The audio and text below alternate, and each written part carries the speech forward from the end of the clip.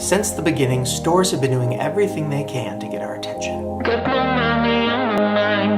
How to get on the first page of Google in 24 hours.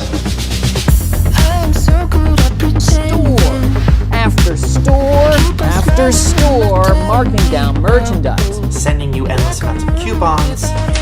There's gotta be an easier way. Two senior citizens got into a fight at a Costco over a free piece of cheese. You're gonna love this story. But before you go searching for those slashed prices, Going out of business sales. Going out of business. Going out of business. Going out of business. Going out of business. Going out of business. we have an alert for you. Don't mess with my cheese, bro. Your dream HD TV. This is a sale of epic proportions. Extra discount is running out.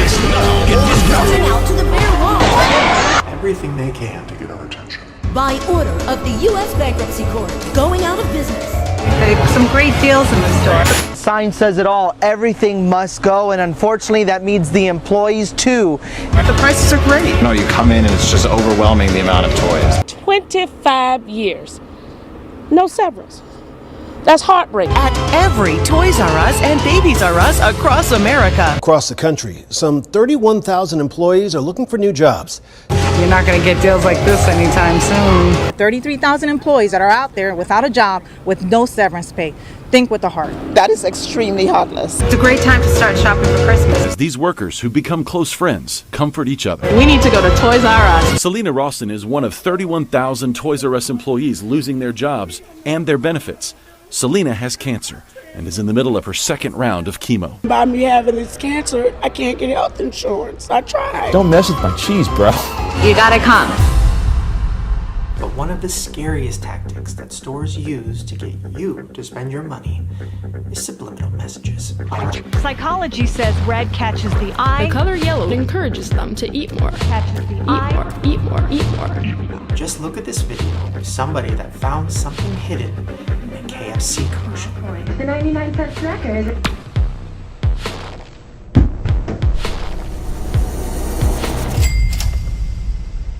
Now, supposedly, when KFC got called out for this, they said that it was part of a competition and the first 1,000 people that see the dollar could win a prize. But it's been over 10 years since the commercial came out and there's been no contest, so clearly that was just a cover.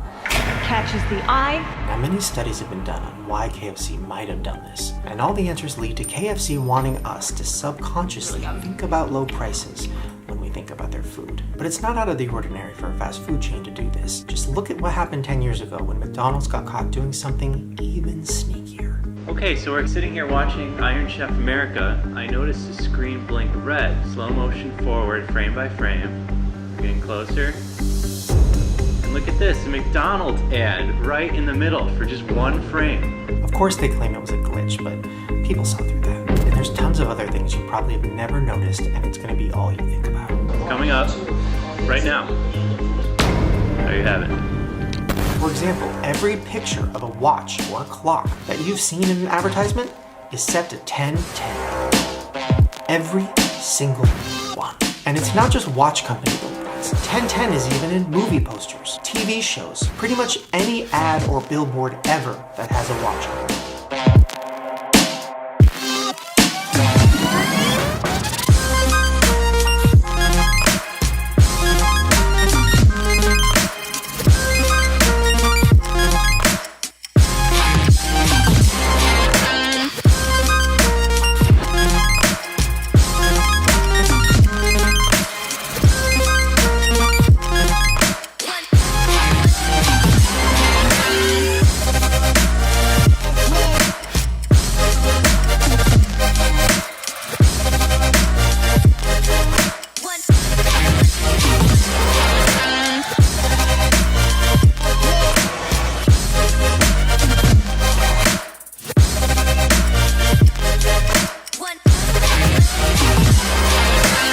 When your little Lionel engineer finally calls it a night, how do you think he'll want to get up in the morning? The Lionel Train 100th Anniversary Alarm Clock. So order now.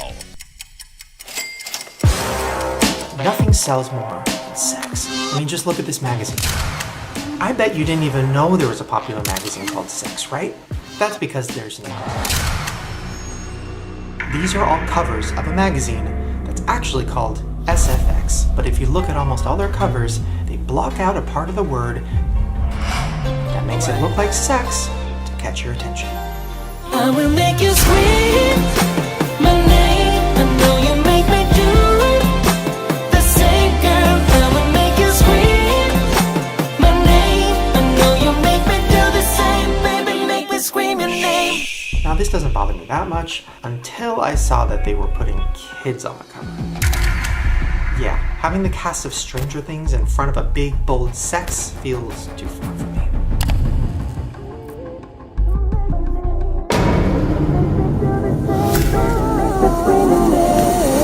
But the one place that's completely filled with subliminal messages is the place you would least expect. A daily battle is being waged in supermarkets all over this country. A battle for the customer's dollar. That's right, the grocery store. For you, it's an ordinary shopping trip, but for the supermarket, the products you see, where they are displayed, even what you smell, it's all to get you to buy. You are manipulated from the moment you walk in the door until you leave. Grocery stores purposefully oversize your cart, so it psychologically makes you feel like you haven't shopped enough. Yeah, you know what I do? I trick myself. I only allow myself to carry a basket, no cart. And also, as we go around the store, we would secondary place baskets. Again, so it encourages that customer to carry on shopping. From the moment you walk into the grocery store, your mind and your actions are being manipulated. So how exactly is this place making me feel so welcome? Well, it's a funny thing, Renee. What's happened is you've entered, you're welcome, but you're also not allowed to leave. As you can see, the metaphorical doors are closing. Well, I could go out the exit. Well, you could, but you're not going to because you've already invested. The first thing that happens when you walk in is you get a big burst of air that comes straight from the bakery section, which is always placed right up front. Where you can, use human senses for more impulse sales. In this store, we cook fresh bread. It's dinner time. As this customer walks into the store, she smells our French bread that just came out of the oven, so she's making her way over there. That way the smell gets your salivary glands going, and we all know that the hungrier you are, the more you want to buy. And then they put all of the essential items like milk, eggs, and meat at the very back of the store. That way you have to walk through the whole store to get to them. Things like milk would be put further into the store to make people walk all the way through the store. And then they move the location of the eggs every few months just to confuse you and make you walk around more. And it seems like they're always randomly rearranging things in the middle of the night. Well, experts say this is all on purpose. They want you to get lost and confused.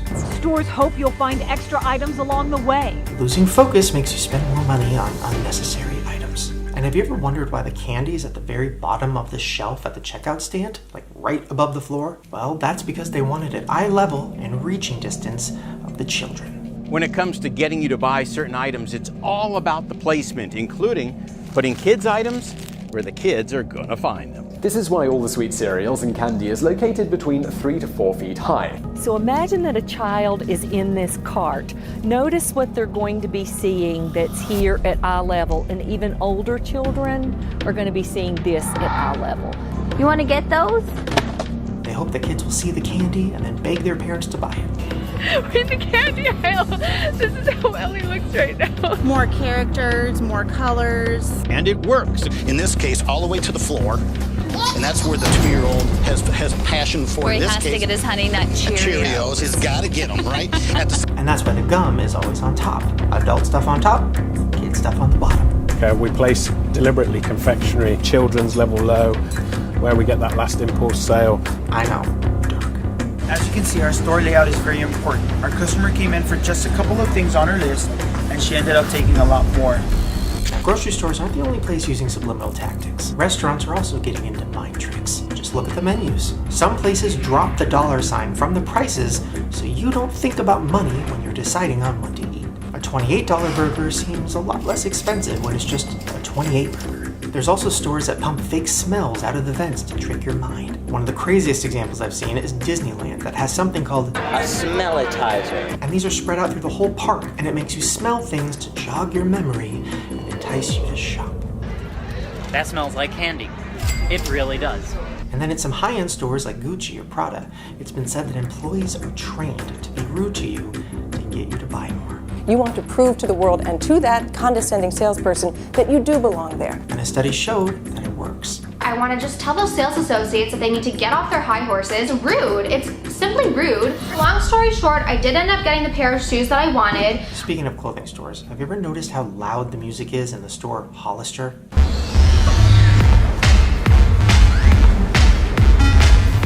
Yeah, and it's not just that one. It's in every Hollister. There's videos from all across the country at different Hollisters, and all their music is blasting.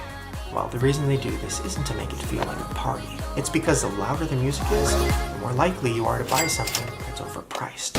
When the music is soft, you can think about the price and decide whether or not you can afford it. But if the music is super loud, it can disorient you and make it hard to think. Then the bass makes your heart rate go up and gives you the same feeling as having anxiety. It's loud music. Like, I can't talk to anybody. It's so freaking loud in here. I see what you got this loud, obnoxious, dumping music.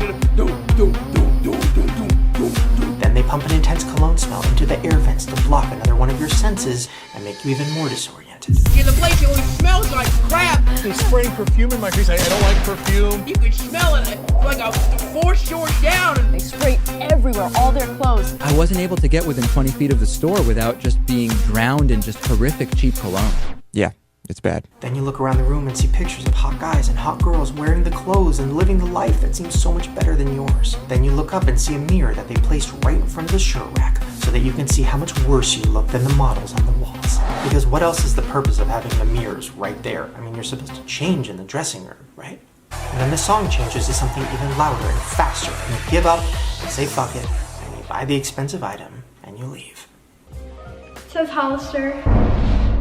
Now I wanted to go myself and see if Hollister was still using all of these tricks, so I went to a mall near my house to check it out.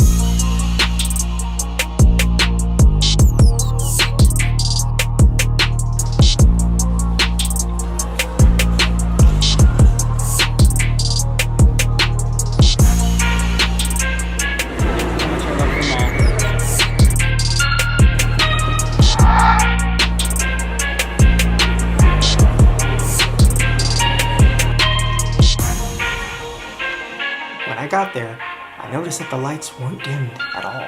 And it's really dark in there too, so you don't even know what you're looking at. I hate dark places. I like light places. The posters on the wall didn't have half-naked models, and the music wasn't loud at all. It was probably too low. Like, I don't know the conspiracy. Music's just really loud, and then but it's not that loud. I just don't know what to think. So I talked to some employees there, and I asked them what changed. The key points really aren't really highlighted in this particular Well, because she said they changed everything. And they told me that a lot of things changed after some lawsuits that happened a few years ago. Wait, what was the lawsuit? Right now, the company's going through like a rebranding. Lately, the music's gotten quieter, there's been more lights added. Namely, you'll no longer have to meet a certain standard of attractiveness to work there. The company recently found itself in front of the US Supreme Court. They also told me things changed when the CEO left, and he was... Abercrombie & Fitch founder Mike Jeffries is stepping down as the CEO. The company still remains under fire for its CEO's controversial comments. That he only wanted good-looking people to shop at the stores, only skinny people to shop at the stores. Because according to him, anyone who's a plus size isn't cool enough to shop in Abercrombie & Fitch. Let's talk about him for a second. The former CEO of Hollister also owned Abercrombie & Fitch. You know Abercrombie & Fitch, the place where they had shirtless guys standing outside of the store to entice you to come in. Oh, I'm recording this.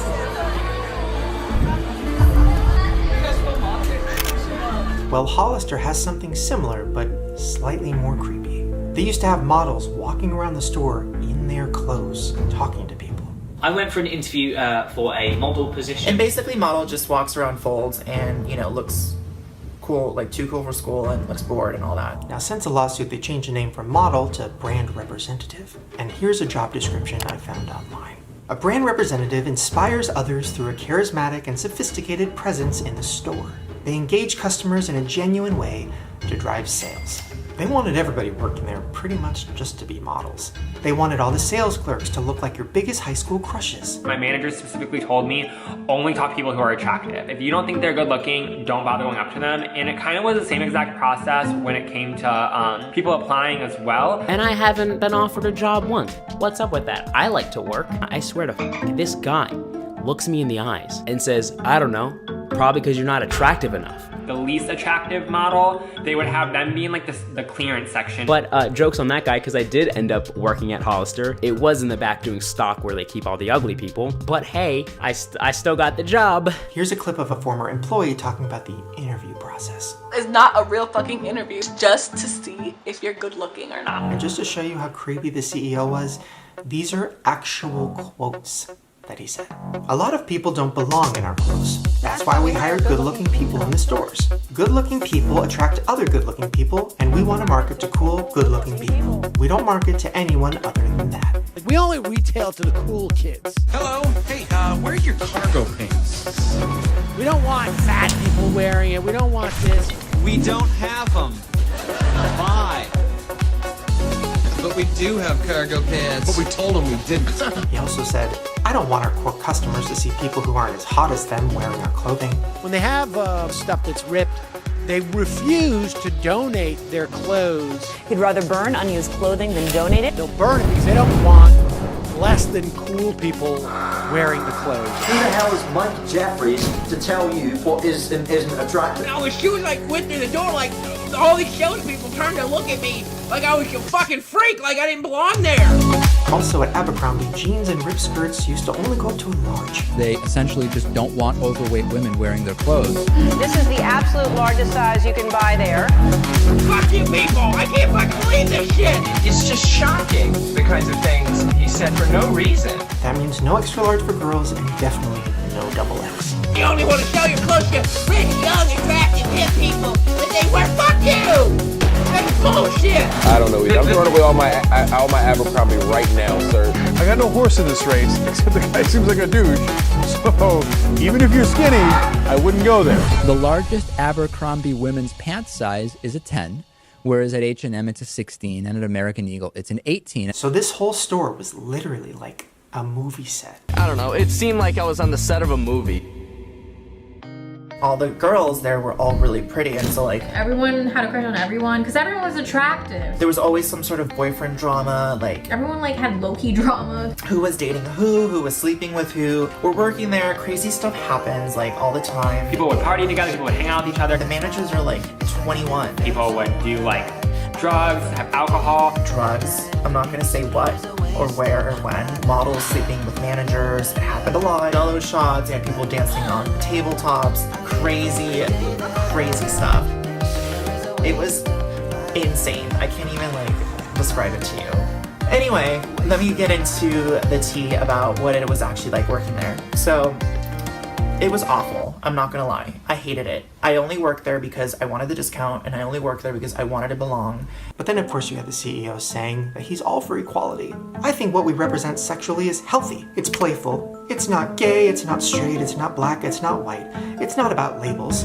But in 2003, there was a lawsuit against Abercrombie where it was being claimed that any Asian American, African American, and Latino individual who were hired at Abercrombie were relegated to work in the back in the stockrooms where they could not be seen by the customers. Also I was the only African American black girl working there. You know, when you walk into that store, you just saw me, but not really, and I'll tell you why. I worked in the back. I wasn't a cashier.